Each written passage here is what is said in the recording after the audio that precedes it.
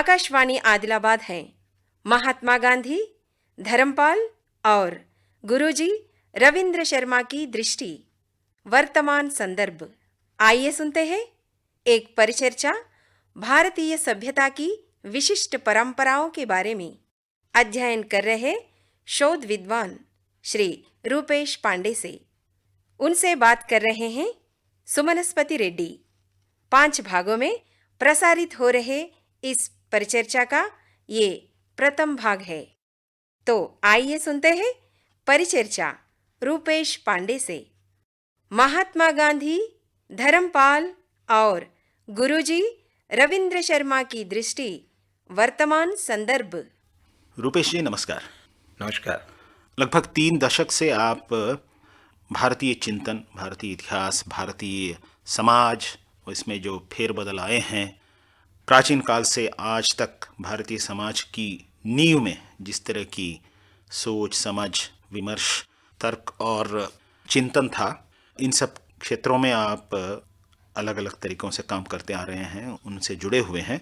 मुख्यतः धर्मपाल जी, मुख्यतः महात्मा गांधी, धर्मपाल और आदिलाबाद के पंडित रविंद्र शर्मा, इनकी सोच का प्रभाव आप पर बहुत रहा है। तो इन तीनों व्यक्तियों से आप कैसे जुड़े? धर्मपाल और रविंद्र शर्मा जी से खैर आप आमने सामने उनसे व्यक्तिगत रूप से जुड़े, पर गांधी जी से आपका जुड़ना कैसे शुरू हुआ? देखिए, मैं पहले तो आर्य संघ से जुड़ा हुआ था, राष्ट्रीय स्वयंसेवक संघ से। तो 1991 में जब ये भूमंडलीकरण शुरू हुआ, ग्लोबलाइजेशन शुरू हुआ 1991 में, जब केंद्र सरकार ने न्यू इकोनॉमिक पॉलिसी ले आई, तो उस दौरान स्वदेशी की बात शुरू किया संघ के लोगों ने। और स्वदेशी की बात करते थे, स्वदेशी पे थोड़ा बहुत व्याख्यान, चीज़ों, प्रोडक्ट का प्रचार प्रसार ये सब चलता रहता था। लेकिन उन्हीं दिनों मुझे 1994 में अखिल भारतीय विद्यार्थी परिषद के अधिवेशन में श्री धर्मपाल जी को सुनने को मौका मिला। उससे पहले मैंने कभी धर्मपाल जी को सुना नहीं था और उनका भाषण स्वदेशी पे था। तो लेकिन मुझे 2 चीज़ें, मैंने एक बहुत स्पष्ट हुआ कि ये जो धर्मपाल जी स्वदेशी की बात कर रहे हैं और जो अब तक हम 92 से लेकर के अब तक जो स्वदेशी की बात कर रहे थे, ये दोनों में काफ़ी फ़र्क है। अच्छा। और ये फ़र्क मुझे गहरा समझ में आया। और धर्मपाल जी की जो बातचीत थी, जो उनका चिंतन था, जो उनका व्याख्यान, तो वो मुझे लगा कि कहीं ज़्यादा गहरा है। जी।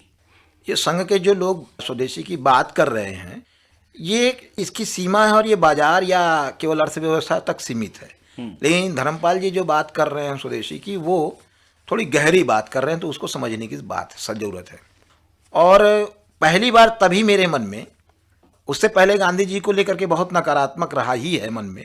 आपके मन में? हाँ, जैसा संघ के बहुत सारे स्वयंसेवकों में रहता ही है, समाज साधारण स्वयंसेवकों में, तो वैसा अपने मन में भी रहा। लेकिन वहाँ धर्मपाल जी को सुनने के बाद गांधी जी को लेकर के भी एक दृष्टि बदली। तो फिर मैं एक जिज्ञासु के नाते से धर्मपाल जी को सुनना चाहिए, उनसे जुड़ना चाहिए, ये सब दिमाग में था। लेकिन ऐसा हो नहीं पाया। कारण ये था कि एक तो धर्मपाल जी अंग्रेजी वाले बहुत थे और हम लोग विशुद्ध हिंदी वाले थे। अच्छा, तो एक भाषा का भी? हाँ, वो भाषा का, क्योंकि उनकी सारी राइटिंग, बेसिक राइटिंग अंग्रेजी में। लेकिन इसको ईश्वर का शायद संयोग भी कहते हैं कि आपके मन में कोई अच्छी चीज़ हो तो उसका कोई अवसर भी बन जाता है। जी। ग्रेजुएशन के बाद 95 में 1995 में जब मैं इलाहाबाद प्रयाग विश्वविद्यालय में आया पढ़ने के लिए, उस दौरान मेरी भेंट, आप सब लोग जानते होंगे, श्री राजीव दीक्षित जी हुए। एक वो आज़ादी बचाओ आंदोलन चलाते थे, उस समय वो बहुराष्ट्रीय कंपनियों के खिलाफ बड़ा आंदोलन चलाते थे। जी। तो राजीव भाई दीक्षित जी और डॉक्टर बनवारी लाल शर्मा इलाहाबाद में गणित के प्रोफेसर थे। अच्छा। तो ये लोग जो आज़ादी बचाओ आंदोलन चलाते थे, उससे मेरा जुड़ाव हुआ। और उसी जुड़ाव के दौरान ही मुझे पता चला कि राजीव भाई दीक्षित का धर्मपाल जी से विशेष लगाव है। अच्छा। तो मुझे ये एक अवसर दिखा कि अरे, मैं जिनको चाहता था, जिनसे मिलना चाहता था, उनसे जुड़ाव हो सकता है। और फिर 96 के बाद मेरा उनसे काफ़ी गहरा जुड़ाव हुआ और 2006 तक जब तक वो जीवित रहे, मेरा उनसे के साथ संपर्क रहा।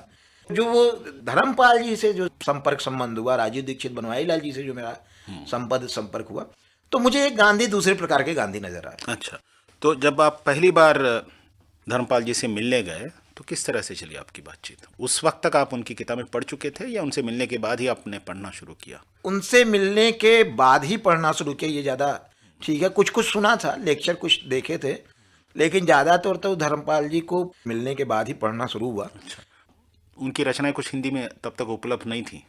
हिंदी में कुछ रचनाएं थी, जो उन्होंने साइंस एंड टेक्नोलॉजी की किताब थी, उसका एक हिस्सा था भारत में अंग्रेजी राज, वो था।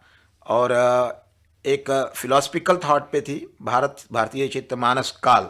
तो इस प्रकार से ये दो किताबें थी। फिर भारतीयता और स्वदेशी करके एक किताब थी। तो ये किताबें हिंदी में थी, छोटी पतली बुक्स थी। उनको पढ़ने से तो कम से कम धर्मपाल जी समझ में आते थे, और भारत और उसका समाज समझ में आता था, और थोड़ा बहुत गांधी जी भी समझ में आते थे। लेकिन जब हम 96-97 में उनके साथ सेवाग्राम आश्रम में आए रहने के लिए, तो वो फिर उनके साथ जो रोज का डायलॉग है और फिर जो पढ़ना लिखना शुरू हुआ, अध्ययन शुरू हुआ, तो उससे बिल्कुल ये हमारा जो माइंड सेट है वो बिल्कुल थोड़ा बदला ही नहीं, या कह सकते हैं कि हमारी सोच की दिशा बदली, और ज़्यादा उसको विस्तार भी मिला। कितने साल रहे आप धर्मपाल जी के साथ? आप ये समझ लीजिए कि 97 से 2006 तक, तो इस प्रकार से आप 9-10 साल। 9-10 साल का हमारा उनका संपर्क रहा है। तो अब ये बताइए कि गांधी जी के बारे में उससे पहले आपकी जो भी समझ थी, धर्मपाल जी से आपके मिलने के बाद उसमें कितना फेरबदल आया, और फिर गांधी जी को समझने से भारत के बारे में, भारत की सभ्यता के बारे में आपकी सोच में किन किन दिशाओं से इसमें परिवर्तन आया? देखिए, मेरा आज भी मानना है कि अगर हमको वास्तव में कम से कम ज़्यादा नहीं तो पिछले 200-300 साल के भारत को, 400 साल के भारत को, 500 साल के भारत को समझना है, तो उसमें धर्मपाल जी हमारे लिए बड़े उपयोगी व्यक्ति हैं। और धर्मपाल जी उपयोगी हैं इस नाते से गांधी जी तो उपयोगी होंगे ही, क्योंकि धर्मपाल जी का पूरा लेखन गांधी की चिंतन परंपरा का विस्तार है। गांधी जी जिस चीज़ को सोचते थे या जिस चीज़ को मानते थे, कहते थे या करना चाहते थे, जिसके लिए उनके पास बहुत समय नहीं मिला लिखने पढ़ने का खास करके, उसको ही एक तरीके से धर्मपाल जी ने अपनी राइटिंग में विस्तार दिया हुआ है। उसके प्रमाणिक दस्तावेज उपलब्ध कराए, वो सब सारा हुआ। जैसे फॉर एक एग्जाम्पल छोटा सा मैं आपको देता हूँ। धर्मपाल माने गांधी जी 1931-32 में, जब वो 32 में जाते हैं गोलमेज सम्मेलन के लिए लंदन जाते हैं, राउंड टेबल कॉन्फ्रेंस के लिए जब जाते हैं लंदन, तो वहाँ वो एक सब भारतीय शिक्षा को लेकर के वहाँ एक हाउस में एक उनका चर्चा रखी गई थी। उसमें वो भारतीय शिक्षा को लेकर के बात करते हैं, और वो कहते हैं कि भारत में एक शिक्षा का सुंदर वृक्ष था, जिसको वो अंग्रेजी में बात कर रहे हैं तो उसको द ब्यूटीफुल ट्री कहते हैं, जिसको अंग्रेजों ने जड़ से उखाड़ा और उसको, उस जड़ को उखाड़ करके खुला छोड़ दिया उसको मर जाने के लिए। ये, और इस पे बड़ी लंबी डिबेट हुई है। फिर वहाँ पे बड़ी बहस हुई, इससे अंग्रेज बौखलाते हैं, जैसा उनका स्वभाव है वो, क्योंकि आरोप झेल नहीं पाते हैं ब्रिटिशर्स। हाँ, वो लोग, उनका ये कहना था कि हम भारत को, हाँ, उनका ये मानना था कि हम भारत को शिक्षित बना रहे हैं, संस्कृत। तो उस पे ये एक बड़ा भारी आरोप था। अब इस बात को कभी उनके दिमाग में 62-65 के बाद धर्मपाल जी के दिमाग में जब ये बात आती है अपने उनके अध्ययन के क्रम में, तो वो उससे पूरी किताब लिखते हैं, और भारत की पूरी शिक्षा परंपरा जो पिछले 200-250 साल की है कम से कम, और वो अंग्रेजों के दस्तावेज से। अच्छा। जो ये कहना कि भारत में स्कूल नहीं थे, पढ़ाइयाँ नहीं थी, ये नहीं पढ़ाया जाता तो वो नहीं पढ़ाया जाता था, या पढ़ाई स्कूलों में जो है शूद्रों को पढ़ाई नहीं है, स्त्रियों को पढ़ाई, ये सारे सब कुछ उसी दस्तावेज में है जो 1823 से लेकर के 1885 तक सर्वे कराया अंग्रेजों ने, चारों 5 प्रेसिडेंसियों का, पहले मद्रास प्रेसिडेंसी का, फिर बंगाल का, पंजाब का, संयुक्त प्रांत का, फिर उसके बाद जो है ये इधर बम्बई प्रेसिडेंसी का। तो ये उसी दस्तावेज में मौजूद है। तो ये बात लेकिन कह कौन रहा, ये बात मिली है उनको गांधी जी से। हाँ, अब इसमें ये एक प्रश्न पहली बार आपसे इन बातों को सुनने से ये शायद उठ सकता है कि गांधी जी के पास ये तथ्य कहाँ से आए, उन्होंने इतना अध्ययन कहाँ से किया? देखिए, गांधी जी ने जो बात की उसको स्थापित करने के लिए धर्मपाल जी को तो इतना अन्वेषण करना पड़ा। देखिए, गांधी जी जो कह रहे हैं, गांधी जी के बारे में बहुत सारी भ्रांतियां हैं जी। मतलब एक भ्रांति ये है कि वो केवल हिंदू मुसलमान के पक्ष पे काम करने वाले व्यक्ति हैं, बस एक संत व्यक्ति थे, मतलब। और दूसरा ये है कि वो केवल पॉलिटिकल आदमी है, वो लड़ाई लड़ रहे हैं अंग्रेजों के खिलाफ, और ये सब बातें। मैं मानता हूं कि उनकी अगर एकेडमिक उसको छोड़ दिया जाए, जिसमें वो स्थापित हो गया है कि वो 10वीं तो 3rd डिवीज़न फेल थे, थर्ड डिवीजन पास थे। तो इस प्रकार की जो चीज़ें स्थापित हो उसको अगर छोड़ जाए तो मैं मानता हूँ बेसिकली अपने अध्ययन से कि गांधी जी एक बहुत अच्छे स्कॉलर थे। अच्छा। गांधी जी अच्छे स्कॉलर हैं, इसके दो प्रमाण मौजूद हैं। एक तो जब वो चंपारण में जाते हैं सत्याग्रह, जब चंपारण उनको पंडित राजकुमार शुक्ल ले जाते हैं, उनको नील की खेती के खिलाफ और अंग्रेजों के उस अत्याचार के खिलाफ ले जाते हैं, आज के बिहार में, आज जो बिहार में है चंपारण। जी। तो वो चंपारण सत्याग्रह से पहले जो गांधी जी तैयारी कर रहे हैं, अच्छा। गांव की आबादी कितनी है, उसमें कितने प्रकार के लोग हैं, वहाँ कौन कौन काम कर रहा है, वहाँ पढ़ाइयाँ कैसे, ये सारा डाटा, उत्पादन कितना है, उसका आय व्यय कितना, ये सारा जो डाटा चंपारण का वो बनवाते हैं। तो ये स्कॉलर का काम है, ये रिसर्च बेस्ड काम है। वो अपने साथ गए हुए लोगों को सबसे यही काम करवाते हैं। अच्छा, ऐसे लोगों को अपने इर्द गिर्द रखते थे वो लोग? इर्द गिर्द हो या ना हो, जो है उनसे काम ले लेना है। अच्छा। गांधी जी की ये बड़ी भारी कुशलता थी कि वो जो है उनसे काम ले लेना है। तो उस समय राजेंद्र प्रसाद हैं, ये लोग सब हैं उनके साथ। बहुत। तो ये सारे लोग बड़े बड़े वकील थे, लेकिन उन सब से तो उन्होंने ये सब काम करवाया। अच्छा। तो ये सारा डाटा इकट्ठा करने का काम जो है, ये तो गांधी जी ने किया 1918 के पहले। तो ये जो काम कर रहे हैं गांधी, तो स्कॉलर का काम है, ये रिसर्चर का काम है। अच्छा। उसी प्रकार से 1906 में दक्षिण अफ्रीका में सत्याग्रह शुरू करने से पहले गांधी जी भारतीय जो वांग्मय है, रामचरितमानस, महाभारत, गीता, उपनिषद, पुराण, इस प्रकार के 95 ग्रंथों का वो अध्ययन करते हैं। ये लिखा है उन्होंने। अच्छा। इस प्रकार के वो 95 ग्रंथों का अध्ययन करते हैं, और वो केवल एक विचार से कि हमारे ऋषि मुनियों ने जो अत्याचार के खिलाफ लड़ाई लड़ी है, या हमारे विद्वानों ने जो लड़ाइयाँ लड़ी हैं अत्याचार के खिलाफ, हाँ भाई राक्षस रहे हैं तो उनके खिलाफ, तो वो जो लड़ाइयाँ लड़ी हैं, तो उस लड़ाई के लिए हथियार क्या बनाया, क्या पाया, कैसे पाया हथियार, तो उनको समझ में आया कि तपस्या करने से हथियार मिला है, और वो उसका अनुसंधान किया है। तो ये उन्होंने ये सब इन सब ग्रंथों से पाया है, उसमें से उनको जो है सत्याग्रह मिला है, उसमें से वो सत्य अहिंसा की बात करके निकालते हैं। वो कहीं और से कुछ नहीं पाते हैं, वो सब इन ग्रंथों से वो पढ़े हुए हैं। तो ये मैं मानता हूँ कि गांधी जी एक बड़े अच्छे स्कॉलर रहे हैं। हम उनको उस तरह से देख नहीं पाते हैं गांधी जी को। हमको गांधी जी को उस तरह से भी देखना चाहिए कि वो उनके अंदर कितनी अन्वेषण क्षमता है। तो जिस विस्तार से, या गांधी जी के विस्तार के बारे में जिस विस्तार से आपको समझ आई, इसकी समझ आज हमारे बुद्धिजीवी वर्ग में या फिर शासन तंत्र में जो लोग हैं, शासकीय तंत्र में, उनमें इसकी समझ उसी विस्तार से है या नहीं है? इसके बारे में आपको क्या लगता है?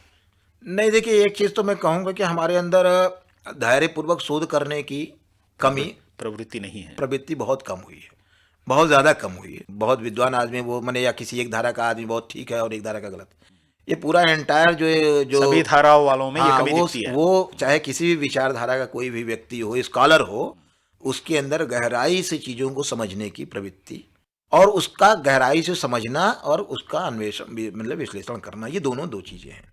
और ये दोनों में ही ये प्रवृत्ति बहुत कम हुई है हमारी। हम उसके, हाँ, पूरे सोसाइटी में ये, और उसका बड़ा मैंने दुष्परिणाम हुआ है कि हम चीज़ों की गहराई में नहीं जाते हैं। अब ऊपर ऊपर से सतही चीज़ें हम देखते हैं, और उसको आज की भाषा में कहें तो व्हाट्सएप ज्ञान की तरह से हम देखते हैं और चल देते हैं। अच्छा, ठीक है, फिर इसका तो बहुत बड़ा नुकसान हुआ है। पर जिस तरह से अंग्रेज़ों के जाने के बाद, स्वतंत्रता के बाद, भारत ने जिस तरह से अपने आप को चलाया है, और जिस तरह के बदलाव वैश्विक स्तर पे आ रहे हैं, और बहुत से बदलाव आए हैं जिनकी शायद इस तरह के बदलाव आएंगे ये गांधी जी भी शायद नहीं सोच पाते थे। इन सब के बाद भी गांधी जी या धर्मपाल जी या फिर आदिलाबाद के रविंद्र शर्मा जी, ये आपको प्रासंगिक क्यों लगते हैं? उसका ब्यौरा आप अगर संक्षेप में दें, उसके अंदर जो बहुत सी चीज़ें हैं उनमें बहुतों के बारे में हम लोग बात कर सकें। देखिए, मुझे गांधी जी और धर्मपाल जी और रविंद्र शर्मा गुरु जी की प्रासंगिकता इसलिए मुझे समझ में आती है कि पहली चीज़ तो ये है कि ये जो लोग जो बात कह रहे थे, वो बात कहीं हमारे समाज में कहीं छिपी ढकी रही, तो वो बात उस ढंग से कोई कही नहीं रहा था। अच्छा, जो बात जिस ढंग से गांधी जी सोच रहे थे, उसके समय में उस ढंग से कोई सोचने वाला नहीं था। जो बातें धर्मपाल जी ने 1970 के बाद कहने शुरू की, लिखी हैं जिन चीज़ों को, उस ढंग से पूरे हिस्ट्री उसमें जो है देखी ही नहीं गई। हमारी टेक्नोलॉजी के बारे में, हमारी सोसाइटी के बारे में, एजुकेशन सिस्टम के बारे में, सत्याग्रह के बारे में, मतलब जो कुछ भी धर्मपाल जी की राय, इवन गांधी जी के बारे में जिस तरीके से धर्मपाल जी लिख रहे हैं, देख रहे हैं, हम आज तक उस तरीके से गांधी जी को देख ही नहीं पाए। हम गांधी जी को एक पकड़ के बैठे हैं कि वो हिंद सांप्रदायिक एकता के प्रतीक थे। अब गांधी जी सैकड़ों प्रकल्प चला रहे हैं, गौ सेवा से क्या लेना देना सांप्रदायिक एकता का, लेकिन वो तो कह रहे हैं कि गाय तो पालनी पड़ेगी भाई, क्योंकि वो बेसिकली गांधी जी को हमको अगर समझना है तो 1909 के हिंद स्वराज को पढ़ना पड़ेगा। वह उनका मूल है, वही उनका सिद्धांत है। जी, हिंद स्वराज को अगर पढ़े कोई तो उसमें जिस प्रकार का तर्क है उसमें वो तो एक ही है। उसके अलावा तो पाश्चात्य संस्कृति के बारे में जिस तरह की आलोचना है और उसके और भारतीय संस्कृति की जो हिंद स्वराज में बहुत तार्किक ढंग से पाश्चात्य संस्कृति और पाश्चात्य राजनीतिक तंत्र का जिस तरह का कंपैरिजन वो भारतीय सभ्यता और भारतीय शासकीय तंत्र से करते हैं और ये दिखाने की कोशिश करते हैं कि भारतीय सभ्यता और भारतीय सोच बहुत ही आगे है। भारतीय समाज पाश्चात्य संस्कृति से बहुत ही ज़्यादा सुलझा हुआ, बहुत ही उन्नत स्थिति वाला समाज रहा है। जी देखिए इसमें क्या है ना, जैसे हिंद स्वराज का जो मसला है, वो जो आप बात कर रहे हैं कि वो उसको ग्लोरीफाई वगैरह नहीं करते हैं। बेसिकली गांधी जी ने यूरोप को भी रहे हैं, यूरोप में तो यूरोप को भी समझे हैं। अब हम अगर यूरोप को नहीं समझते हैं तो वह भारत को हम नहीं समझ पाएंगे। जी वो तो है।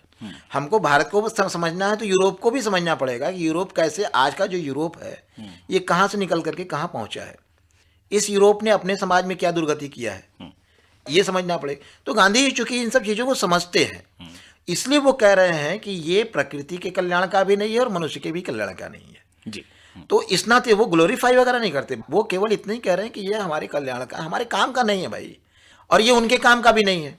जहाँ से निकल करके आया तो जब उनके ही काम का नहीं है तो हमारे काम का हो ही नहीं सकता है। और जो चीज़ प्रकृति और मनुष्य के कल्याण का नहीं है वो शैतानी है।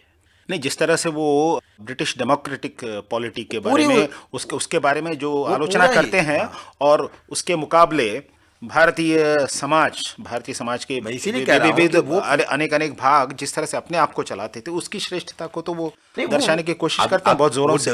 वो कह रहे हैं कि आप जो डेमोक्रेसी की बात कर रहे हैं, हमारे यहाँ डेमोक्रेसी है, ये सब फ्री है। सब लोग स्वतंत्र अपने तरीके से काम कर रहे हैं, किसी पे किसी का आधिपत्य थोड़ी चलता है, राजा का भी आधिपत्य समाज पे नहीं है। तो वो और उस तरह की धोखाधड़ी यहाँ नहीं है।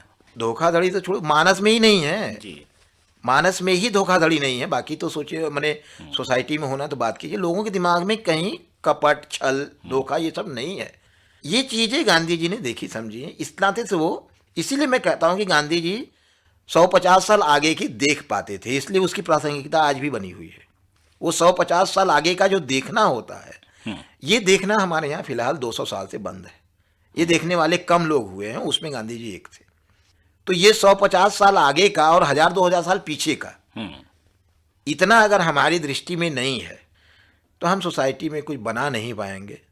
बनाने के लिए तो हमको अपनी दृष्टि को इतना विस्तार देना पड़ेगा कि हम एक बार देख तो लें कि हमने पीछे से कहाँ से यात्रा शुरू किया है, हमारी यात्रा कहाँ पहुँची है, इस यात्रा के पड़ाव क्या है, हमारे इस समाज की यात्रा जहाँ आज हमारा समाज खड़ा है, इसमें क्या दिक्कतें आई, क्या विघ्न आए, हमने इससे कैसे। मैं आपको एक बहुत छोटा एग्जाम्पल देता हूँ, बहुत छोटा एग्जाम्पल, लेकिन वो गजब का एग्जाम्पल है। 1918 के आसपास भारत, बनारस में फ्रांस की साड़ियाँ आने लगी। अच्छा, जैसे आजकल सूरत की साड़ियाँ सब जगह फैली हुई हैं, फ्रांस में बनी हुई साड़ी। अब बनारस में साड़ियाँ तो बहुत बनती थी, लेकिन फ्रांस की साड़ियाँ आने लगी। कारण ये था कि उन्होंने एक मॉडिफाइड जरी बनाया, जिससे साड़ी बनती है। अच्छा। और बनारस की जो जरी थी वो थोड़ी वेट उसका ज़्यादा था, मोटी थी, हाँ थोड़ी भारी थी, तो हल्की साड़ी। अब उसको बनाने में, चूंकि उसका वो मटेरियल उसका दूसरा था, तो उसको बनाने में भी वो सस्ता था, तो कास्ट में भी सस्ती और पहनने में हल्की, तो वो धीरे धीरे मार्केट में छाने लगी, बाजार में आने लगी। लेकिन बनारस के लोगों ने 2 साल के अंदर उस फ्रांस की साड़ी को, बनारस जरी की साड़ी को मार्केट से बाहर कर दिया। केवल थोड़ा सा छोटा सा इन्वेंशन किया टेक्नोलॉजी का, और उन्होंने अपनी जरी को हल्का कर दिया जी, इतना सा काम कर लिया उन्होंने। तो ये हमारे सोसाइटी में ये रहा है कि कोई चीज़ बाहर से आ गई है, और ऐसा नहीं कि बाहर से आई हुई हर चीज़ को नकार दिया है जी। जो हम लगा है कि नहीं हमारे साथ घुल मिल सकती है, तो उसको हमने कर लिया है, अडॉप्ट कर लिया है जी जी। फिर जिसकी जरूरत नहीं रही उसको निकाल कर बाहर कर दिया है। तो और ये मुझे लगता है कि सारा समाज ऐसा करता है दुनिया में। तो ये कहना कि भारतीय समाज बहुत अंतर्मुखीन था, दुनिया के तरफ देखता नहीं था, ये सब मैंने कोई किसी तथ्य पे बहुत ज़्यादा आधारित नहीं है। बिल्कुल, इसका कोई मतलब नहीं है दुनिया। अच्छा, ये अगर इसको मान ले कि इसको तथ्य पे आधारित है, तो कोई हमको बताए कि इसका तथ्य क्या है।